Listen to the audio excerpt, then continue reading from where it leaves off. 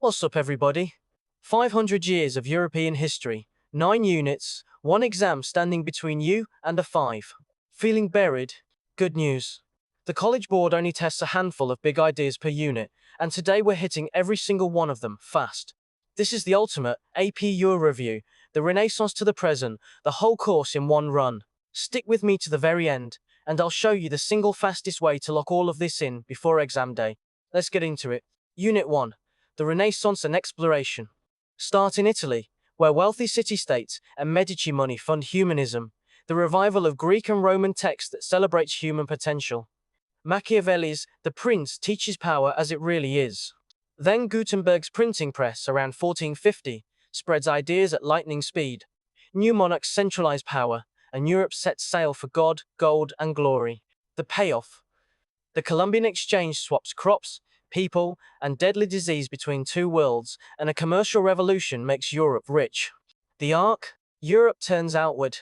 Unit 2. The Age of Reformation. In 1517, Martin Luther posts his 95 Theses, preaching salvation by faith alone, and the printing press makes it unstoppable. Protestantism splinters. Calvin's predestination, the Anabaptists, and Henry VIII breaking England away over a divorce. Rome fights back at the Council of Trent with the Jesuits and dramatic Baroque art. Then the wars of religion turn bloody, ending with the 30 Years' War, 1618 to 1648, and the Peace of Westphalia. The big idea.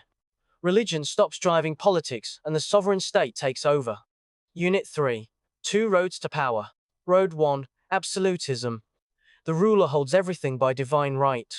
Louis XIV traps the nobles at Versailles, while Prussia, Austria, and Russia under Peter and Catherine build powerful Eastern monarchies on serfdom and standing armies.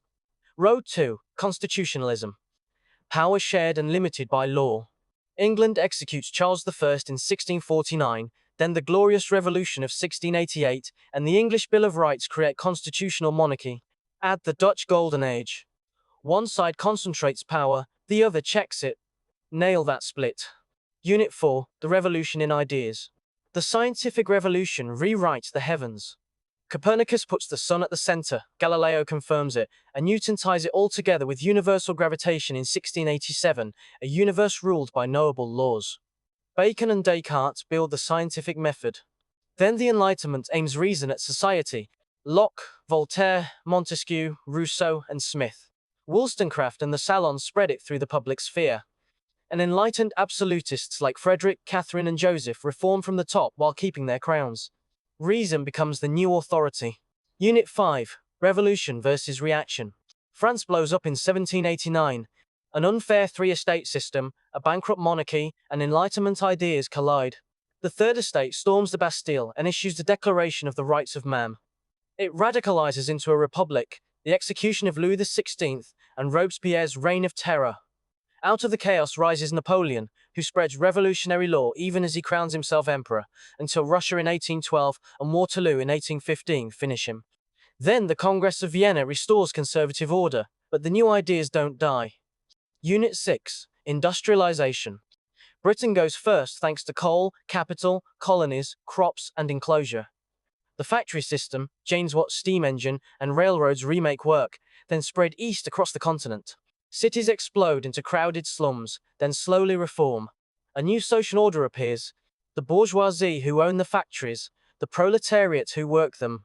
The ideas fight it out. Liberalism's free market versus socialism, and in 1848 Marx and Engels publish the Communist Manifesto on class struggle. But unions and reform, not revolution, answer the worker question. Then steel and electricity launch the second wave. Unit 7. The isms reshape Europe. After 1815, conservatism, liberalism, and nationalism fight over the future, while romanticism worships emotion over reason. The revolutions of 1848 erupt everywhere, and almost all fail, teaching that power, not idealism, builds nations. So Cavour and Garibaldi forged the Kingdom of Italy, proclaimed in 1861, and Bismarck unites Germany through blood and iron, the German Empire declared in 1871. Then, the new imperialism carves up Africa at the Berlin Conference, justified by social Darwinism. And Darwin, Freud, and Nietzsche crack Europe's confident worldview. Unit 8. The century turns on itself.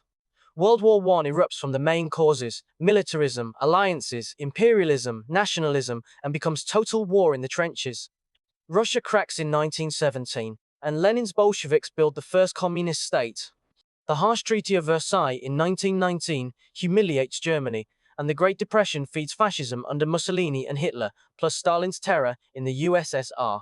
Then World War II, Blitzkrieg, the Holocaust, the systematic murder of 6 million Jews, and the atomic bomb. Europe ends in ruins, split by an Iron Curtain. Unit 9, the home stretch. After 1945, two superpowers face off across the Iron Curtain. The US answers with containment and the Marshall Plan, while NATO and the Warsaw Pact split Europe into armed camps. Germany divides, and the Berlin Wall goes up in 1961. Europe loses its empires through decolonization, while the West rebuilds toward the European Union. Then communism collapses. The wall falls in 1989, the USSR dissolves in 1991. Those two dates are everything. That's all 9 units, done. Now the exam itself, because knowing the format is 3 points. Section 1. 55 multiple choice questions in 55 minutes, then 3 short answer questions, the SAQs, in 40 minutes. Section 2 is the writing. 1 document-based question, the DBQ, with 7 documents, in 60 minutes including 15 minutes of reading, plus 1 long essay, the LEQ, in 40. 4 parts, 2 sections, and the whole thing rewards pacing. Don't get stuck. Know this clock cold before you walk in. Here's the secret the College Board hands you. 7 recurring themes tie the whole course together. Interaction of Europe and the world. Economic and commercial developments. Cultural and intellectual developments. States and institutions of power. Social organization and development. National and European identity. And technological and scientific innovation. Every question connects to one of these. Stop memorizing random facts, start sorting them into these buckets, and suddenly, 500 years of history actually clicks together. Real talk.